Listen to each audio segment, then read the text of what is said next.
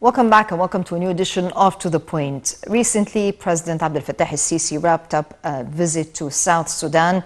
The visit comes in light of his efforts to constantly develop relations with the African continent.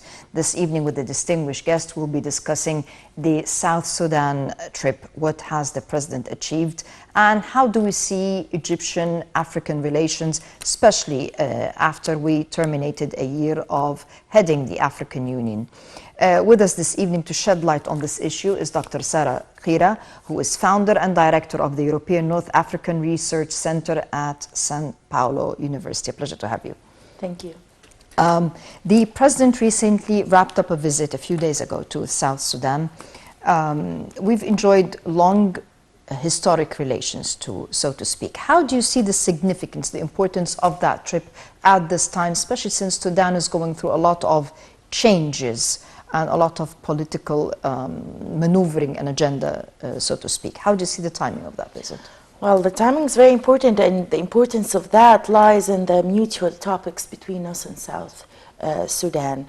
Well, speaking of the Egyptian-African relations in general, since President Abdel Fattah el-Sisi took power, we are taking a new approach to relations with Africa and reviving the historic relations, the cultural ones, the very mutual addressing the mutual problems between us and all of the continent, because we share a huge amount of problems, either you're north or west or south of Africa as a continent. We still do face common challenges. So this is for Africa in general. The thing with South Sudan, the importance of this visit and the timing, besides the timing, is the mutual topics.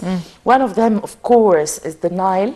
This is for Egypt's interest, and the second one for South Sudan's interest is the help they would need in front of the international community, especially in UN, for the lift of the sanctions on South Sudan for the sake of its own people and for the sake of minimizing the consequence of the civil war they have been living. This is the first official visit from President Abdel Fattah el-Sisi to South Sudan, and it's very significant. With the end of the civil war in South Sudan, the timing of this visit is important in two ways. It's some sort of lobbying, Egyptian lobbying, with the Nile Basin countries, and South Sudan is the 11th country on the Nile Basin, which will also be affected if anything happens to our water resources.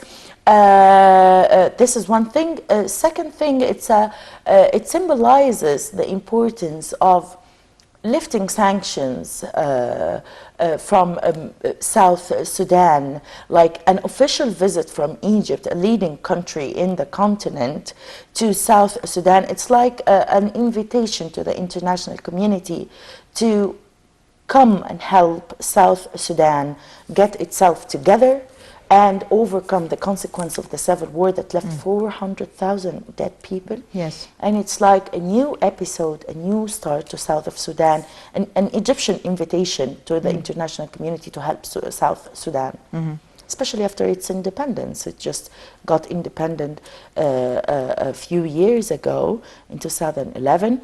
The world has urged South Sudan to get independent, but didn't urge the international community to help it after its independence. So this is some sort of contradictory stances. But Egypt supported South Sudan in its independence, and now supporting it in the aftermath of that independence. So this is one action and one stance that the world didn't take. The president had a number of messages, specifically 10 messages, following his visit to Sudan, and one of them was enhancing integrated strategic partnership between the two countries in various fields. And indeed, we noticed that we have a lot of joint cooperation, not only on Nile or water issues, but we also have a branch of an Egyptian university that will be opening up in Juba. We are supporting them in the medical field, in really a number of fields. How do you see our partnership, the strategic integration of this partnership? How do you see that? This is like the natural role of Egypt and with all the African countries, and all without excluding anyone. This is like the historic and the premier Egyptian role. So it's just that we're taking back our role with the African countries. We have several cooperation in many fields, and now we are stressing on the most that South Sudan needs, and this is real help. Strategic integration, it means welcome South Sudan to the core of Egyptian-African relations, and we are willing to help in the most that helps building any state, and as you mentioned, education and health. Yes. So again, this is some sort of invitation to the world. Come follow the steps of Egypt with South Sudan if you really want peacemaking in the region.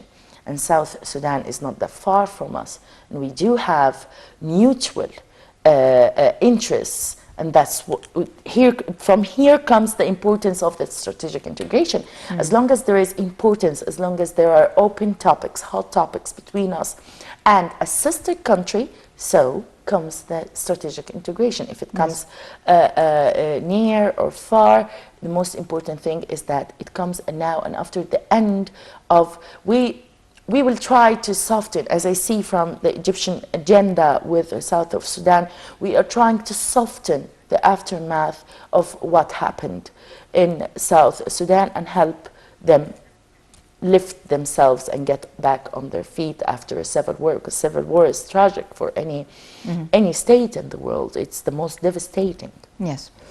With us on the line is His Excellency Ambassador Mohammed El-Shazly, former Assistant Foreign Minister. Worth noting, the minister was also our former ambassador to Sudan. Your Excellency, can you hear us? Yes, I can. Yes. Sir, the President's visit to South Sudan comes at quite critical times, and in light of, within the context of the President's continuous efforts to develop our relations with the African continent. How do you see the political strategic importance of that visit and the timing, so to speak?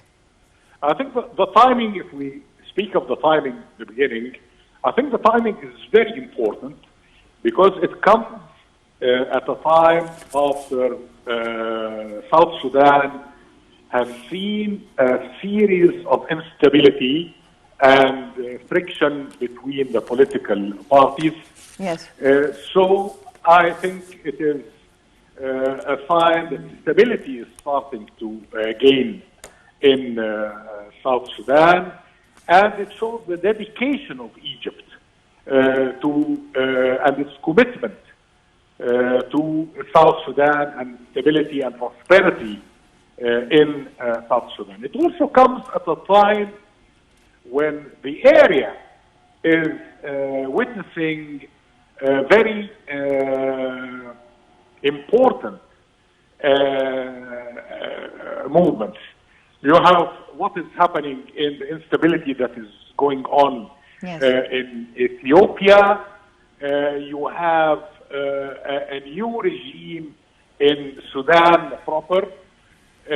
So all of this, the whole of the Nile Basin and the Horn of Africa need an effort to achieve stability, and I think Egypt, with this visit, is demonstrating its determination Yes. to be part in the stabilization of the area. What about our efforts to support in the elimination of international sanctions? How do you see that? I think this is very important. You know, the sanctions were imposed at a time when Sudan was involved. You had Bin Laden was hosted in Sudan. You have Carlos was there. There was a reason for imposing. Now there has been a change in regime. There is a need for economic prosperity to help stabilize both North Sudan and South Sudan. I don't see there is any point of keeping sanctions on either North Sudan or South Sudan at this juncture of time. Mm-hmm. Your Excellency, thank you very much for joining us onto the point. Dr. Sarah, one of the most important or the backbone of any society is the Constitution. And how do you see the significance that Egypt is helping support the government of national unity in South Sudan in developing its constitution, which is really something quite significant? And very important, of course, and this is real help. I'm telling you again, it's quite an obvious invitation to the international community to really help South Sudan. Today there have been invitations from some international NGOs to still keep the sanctions on South Sudan and the arms embargo. This is not helping. So we're setting an example on how to help a country develop and transform either democratically or economically. First thing, like you said, it's the base of any state of law. The Constitution is like the father of all laws. If you don't have a Constitution, you don't have law. You don't have law, you don't have a state. So we're dealing with a case of a failed state or a state out of war. God forbids, we don't wish any African country to be a failed state, but yes. Dealing with the issue from a legal point of view, as you said, the Constitution is like the base, the legal base of building any country. Of course, it's the foundation to help with the democratic transition, economic transition, social development. So it's the base of everything. And now that South Sudan is independent, they shouldn't have the same problems they had before independence. Yes. But the result is that, no, they had civil war. And maybe in the history of political science, this is like a natural consequence after independence to get a fight over power and so on. But usually the victims are the people themselves. Yes. Yes. So today a constitution would its return or its the gains of building the constitutional framework of South Sudan is again the gain of the people. This is for the people as well. So because the people is the society, and the society needs the constitution to get itself together and to get itself formalized again and to get itself integrated within the constitution and the laws put by the leaders of the country. So this is like the very first big step to developing and helping this country get on its feet. 2014 saw Egypt membership of the African Union suspended. Later on, not only were we reinstated in that organization, but also Egypt was the president of that reputable organization. Since the president came to office, he has been very, very keen on developing relations with the continent and developing the continent itself. It's not just an Egypt-Africa relationship, but an Africa-Africa reform relationship. We'll be taking a look at the following report and then continue our discussion with our distinguished guest. Since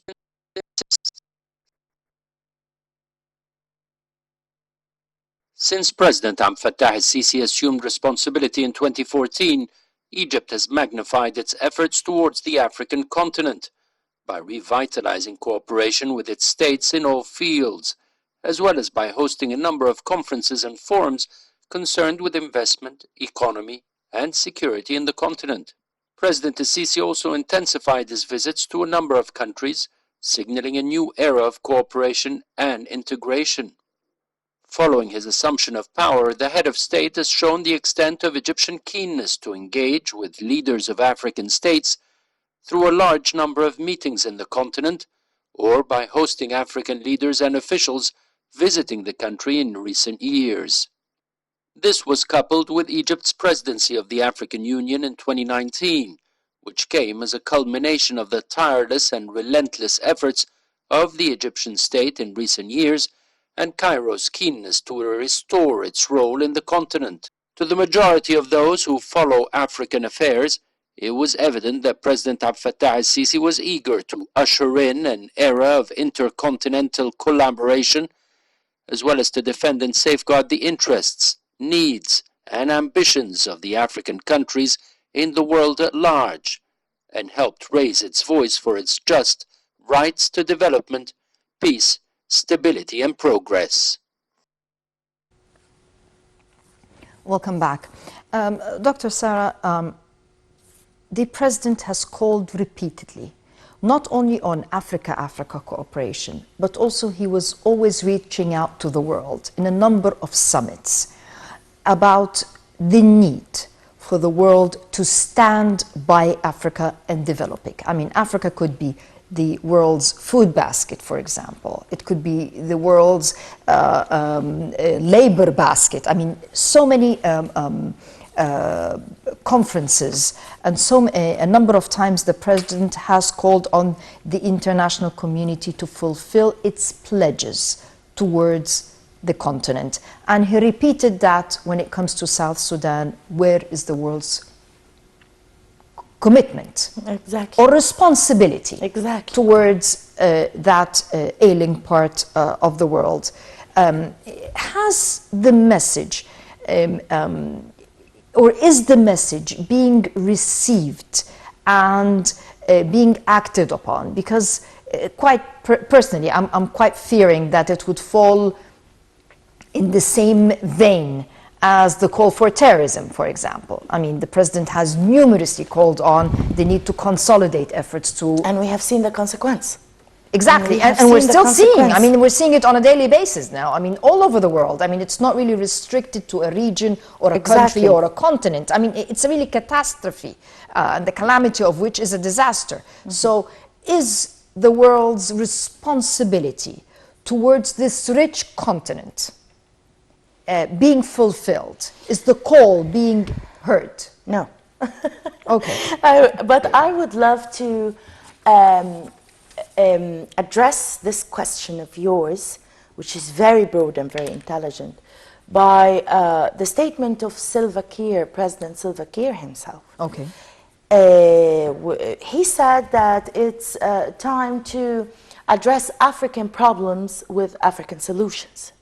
So even if the world does not fulfill the call and act upon it, and by the way, the UK will, because they need the African market. After Brexit? Yes. Okay. But of course, in a pragmatic way, in a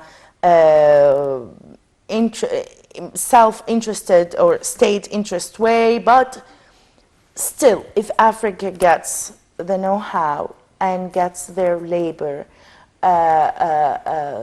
serving to the richness and the growth of the world in a dignified way, we have seen that problems are contagious from one region to another, as you mentioned, terrorism. Exactly. Yes. So if Africa suffers, the whole world will suffer.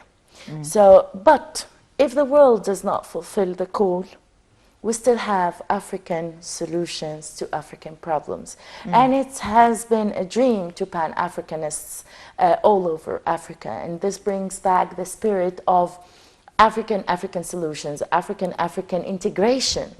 The word integration hasn't been mentioned in so long. We had plans like 2 decades ago or more to have African integration, and somewhere on the route everything stopped. Yes. Because of border conflicts, poverty, starvation, everything that Africa is going through. Africa needs a lot of infrastructure and a lot of investment. And Egypt today is telling the world, if you don't invest, we will invest. If you don't find a solution, we will find the African solution. And whatever is missing, we will find a way into integrating the knowledge one African country has to another country. So today that was an obvious message. If you don't get up and help countries like South Sudan, because there is a huge gap between countries in Africa. We see very rich countries and other countries that still need to help with its constitution. Yes. So if you don't get help, if you don't get up and help us, we will help each other. So the message is obvious today, and the solutions are there. And the word integration, its importance is very broad and very important, especially also speaking of regional stability. Regional stability concludes a lot of very hot topics. Stability comes from abundance in resources. Speaking of resources, you have to mention stability in the water resources of Egypt. Regional stability and integration is a very broad concept that brings within a lot of hot topics that needs to be softened and resolved. And also speaking of the peace process that has been almost dead for South of Sudan.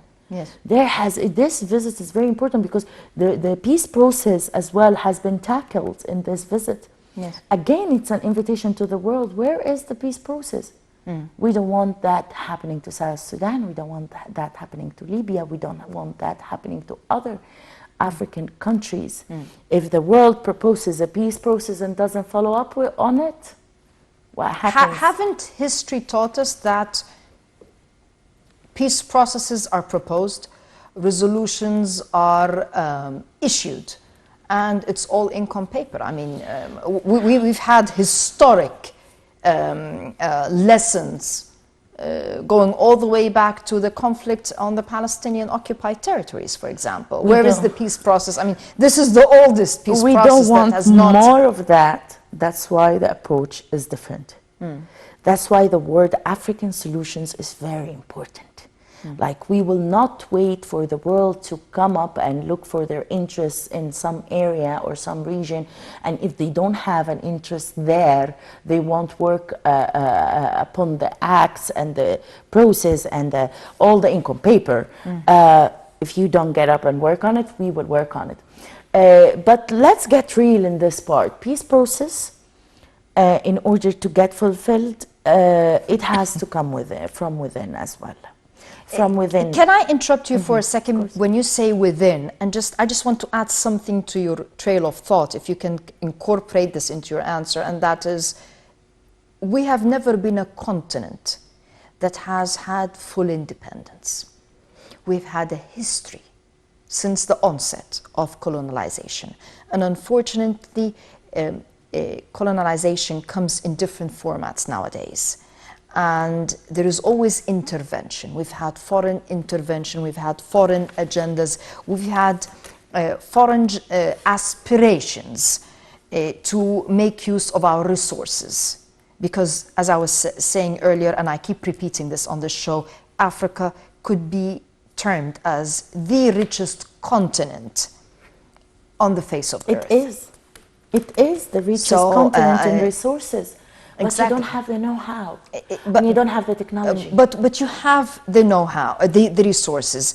And here I want you to incorporate into your answer when you say the solution coming from within to the peace process, and that is you have key players that are coming with different agendas in this part of the world. You have Turkey, you have with its aspirations for a Turkish empire, you have Iran with its aspirations of reviving the Persian empire, and you have Israel with its aspirations as well. And can you really have a solution from within with those key players, in addition to others, but I'm talking about these are the prominent key players in the field? This is why it's important to come within, from within. I'll tell you why. Because Africa has suffered the most severe imperialism, I'd like to call it imperialism, in the history of human beings. We had different empires coming, exploiting our resources since the 16th century. And we have in Angola, for instance, the Gate of Death. And this should be a reminder to the African people how imperialism has always exploited our resources without giving anything back, even dignity. Yes. So we're back on track, but different key players, as you mentioned. Yesterday it was the Dutch Empire, it was the English Empire, today it's Iran, Turkey, and so on. This is why it's important. When I said to come from within, I didn't mean only from within south of Sudan or within one state, from within the region. And this is what Egypt is doing today. From within the sister countries, from within the region and the countries who have mutual interests in one another. Yes. Don't tell me that our interests in south of Sudan would be any different from the interests of south of Sudan itself, from the sovereign interests of the state itself. But it will be hugely different from Turkey, hugely different from Iran's. Again, they will come and exploit. So as Egypt as a state inviting governments to have African solutions to African problems, and as Salva Kiir said, President Salva Kiir, from our platform here, we're inviting African people themselves to have solutions invested in their futures. African solutions to African people, again, because it has to come from within the people. And we have to set disputes aside, because as long as there are disputes, this would be an invitation to all exploiters to come and exploit more and more and give back nothing. Exactly. With us on the line is His Excellency Ambassador Mohammed Shazly, former Assistant Foreign Minister for African Affairs. Your Excellency, can you hear us? Yes, I can hear you. How are you? Yes, Your Excellency. The President, in his recent visit to South Africa, had a number of messages. Maybe one of the critical message is pertaining to the Nile Basin. And here he said that there has to be the Nile River should be a source of cooperation and development as a lifeline for all the peoples of the Nile Basin. We should be maximizing the water resources, maximizing its utilization, and preserving that lifeline. Your comment? Yes, I think you are absolutely right. Allow me at the outset just to greet your honorable guest and to move further to answer your very important and pertaining question about the visit of President Abdel Fattah el-Sisi to Southern Sudan. Yes. During the visit, there were many issues to be discussed. Water was just one of the issues where cooperation can be felt. Southern Sudan, as I'm always saying, has a lot of answers to the Nile water issues, being one of the commanding line in the course of the drainage basin. Reaching Southern Sudan, the Nile arrives with 33 billion cubic meters. losing in the Sud region like half of it, coming out at the Melkal with 14 billion cubic meters. So we have a lot to do together to conserve the lost water in the swamp of the southern Sudan in the Sud region. This is the course where the Jonglei Canal was suggested, and I hope that in the foreseen future we can develop this project again and bring it back to benefit both Egypt, Southern Sudan, and the Nile Basin in general. But the visit was indeed one of the most important and qualitative visits of President Abdel Fattah al-Sisi abroad, because Southern Sudan, as President Sisi said, is the depth of the Egyptian national security and strategic attention. And I guess that with the many aspect of cooperation being get power grid connectivity to Sudan, it can reach definitely Southern Sudan. We can talk about railway, roadway, and then we can even think about joining in with Ethiopia in one of those days where the whole region will act as one, where the water security will not be based on a national level, but it will be looked at from a regional perspective, where the dams in the three countries, Egypt, Sudan, and Ethiopia, can be run in an integrated manner. And this is how we should perceive the Eastern African region as one of the locomotives of development, and water at this moment will become, as I said, as one part, as it was one part of the very important visit of President Abdel Fattah al-Sisi, where we took military cooperation, security, we talked about political coordination, health, power grid, irrigation, and agriculture. This is how we, as your honorable guest was just stating, that the solutions come from within the continent, that through cooperation we can reach our goals, and we can stop conflicts, can stop displacement, we can stop illegal immigration through development and investment.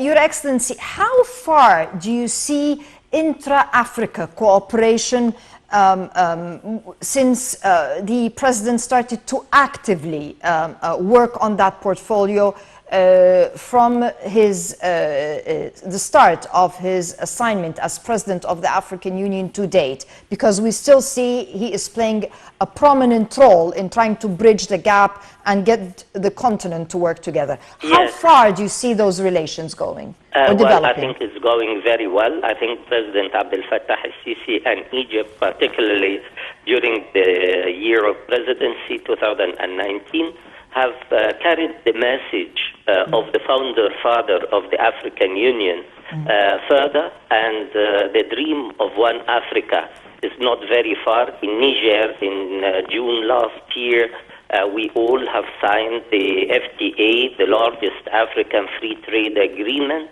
and that will put further the relations between the countries in an institutional manner. And I think the inter-trade in the COMESA region, in the SADC, in the ECOWAS, and in Central African, I think countries will bring the dream of one Africa to flourish.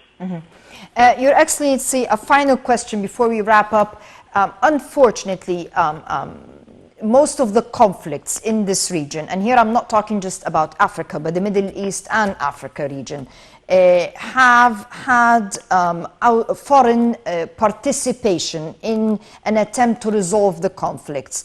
And in most cases, unfortunately, it has not been successful. And here I'm trying to be very diplomatic. When it comes to African conflicts, is there a way that we can actually find what we've been naming as African solutions to those conflicts? Or are we going to follow the same path, which unfortunately in Middle Eastern issues has not been very successful? Well, I think this is a very important question, because most of the conflicts in the continent is not related to the African issues in particular, but because of regional and international interventions. Exactly. Most of those conflicts are fed by countries. Say, take Libya, for example. The western side of Libya has been really supported and given military hardware and even supplied by militias and terrorist groups from one theater like Syria to Libya. So it is not about the Libyan people themselves, it is about regional power, namely Turkey, who is really trading in death and helping certain militias against the nation state in Libya. So our intervention is to curb on regional interventions, is to find African solution, as your guest suggested, to bring African solutions to African problems. And if you take it to the Sahel region, you will find also other regional powers who are financing terrorism, threatening the stability in the Sahel region, and take it further to many parts of the continent. So the continent is not only suffering from the inner ethnic conflicts, but it is also covered by interventions from many parts of the world, being it regional or international. And the world community has to carry their responsibility to assist African countries to silence the guns. Yes. Ambassador Mohammed Shazly, thank you, Mohammed Higazi rather, thank you very much for your fruitful input. Europe, Africa. And the reason I'm saying Europe, Africa is not only because this is a hat you're wearing, but because the relationship between those two continents has always been, one is under the leadership or the colonization of the other. Do you see the relationship now more on equal footing? Because the president has been trying to instill the Africa outside and even Egypt outside relationship as a mutually beneficial relationship, not one over the other, but rather you have a vested interest in giving us the know-how, for example, and we can give you the resources or what have you. This is about to change after the last decade's consequence. Europe has always seen itself like very far away from Africa. And Africa is the backyard of resources to Europe. It has changed loads after especially a huge problem to Europe, like the illegal migration, like His Excellency mentioned. This is a huge problem to Europe. So today, and especially after one of the hot topics in Europe, the UK's Brexit from the European Union, today we see the discourse of the UK is a bit equal. We're still not equal, and we cannot be as a continent equal to Europe because we do have a lot of resources, but we are far behind. That's to be real. And that's to be honest about the topic. But this is about to change because Africa is being seen differently now. The stability of Africa is important for the stability of Europe. The growth of Africa is important for the growth of the world, let's say. The importance and the abundance of resources in Africa is important again to the markets of the developed world. So this is status quo of having Africa as the storage of resources of the world will not be the same anymore because the problems are at its climax. The problems includes human beings today and doesn't only include conflicts within Africa. Africa, no, it's being exported to the borders and to the Mediterranean. We have seen intervention in Mali, intervention in Libya, as Ambassador Mohammed mentioned. We have seen interventions that had very negative outcomes. This changes even the approach of Europe to problems in Africa. This somehow obliges the EU as a bloc or as individual states, as the UK, to take a different approach to solving huge problems and major problems in Africa, because it it reflects on them in a very negative way. So I have seen this changing in the discourse of one of the very most important states in Europe, or out of Europe now, UK, and I think that will be the lead to be followed by the rest of the EU states in dealing with African problems, because a lot of problems have been exported. What has COVID-19 done to the perception of this continent? It definitely changed the perception via a lot of parts of the world. I mean, the most powerful superpowers, so to speak, are having a very, very hard time coping. So it's not necessarily the might has really been tested in the face of COVID-19, and the World Bank recently, the International Monetary Fund recently issued even a statement about the solid foundation of the Egyptian economy in the face of COVID-19, whereas superpowers have not been able to face off that pandemic. How has this pandemic affected the rate of growth or perception vis-a-vis this part of the world? Because even though it is supposed to be one of the poor continents, so to speak, yet it really has survived in an efficient way, that pandemic, whereas other powers haven't been able to do so.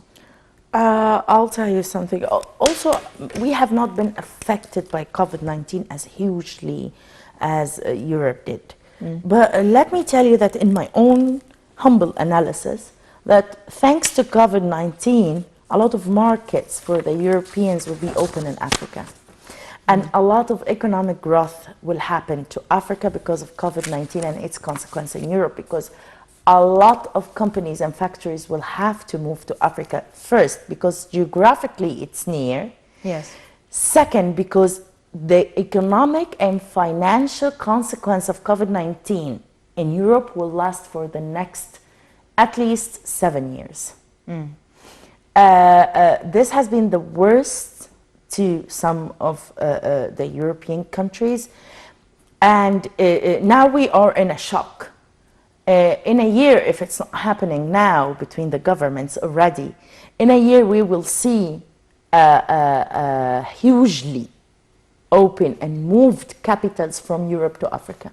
And this will be a must. And this will be our opportunity to get the know-how and the technology needed for the development of all of Africa as a continent.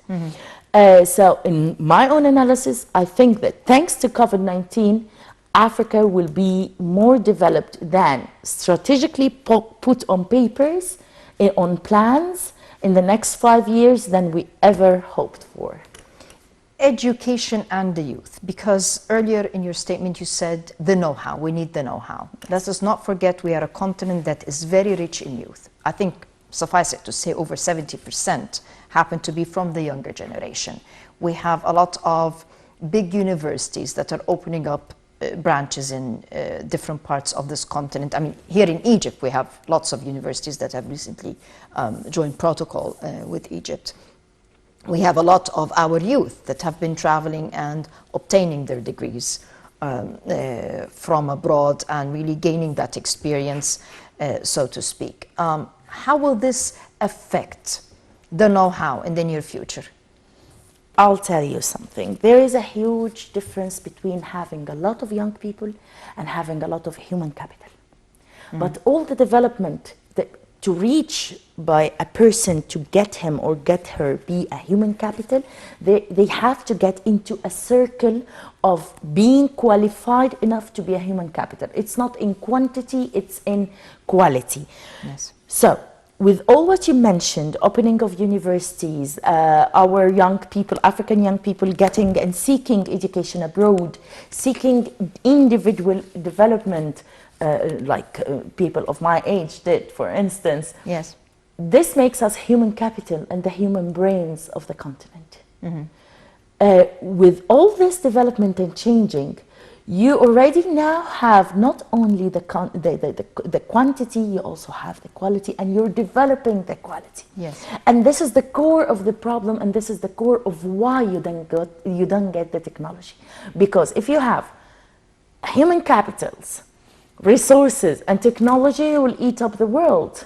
The world will depend on you, not you on them. And this is strategically a no-no for big countries, let's say, okay? But okay, it's okay. Every country, every continent, every region works for their own pragmatic interests, but we have to do the same as well. So now, with developing human capitals out of the quantity of all the youth we have around the continent, and making the most benefits out of the crisis that's facing the world now, and opening new markets, achieving new growth, you will eventually get there. You will eventually get to, of course, it won't be on all the continent at once, but at least the major countries in the continent will get themselves on the wheel of development to the world, and this will somehow achieve equilibrium between the rich world and the poor world. Africa has got enough poverty, and that's enough decades of poverty and conflicts. It's now time to get back on its feet and at least help the world with the economic problems and financial problems they have. Dr. Sarah Kira, founder and director of the European North African Research Center at Sao Paulo University. Pleasure to have you with us this evening. Unfortunately, our time is up. And for you, the viewers, thanking you very much for joining us this evening. We'll see you same time next week. Until then, good night.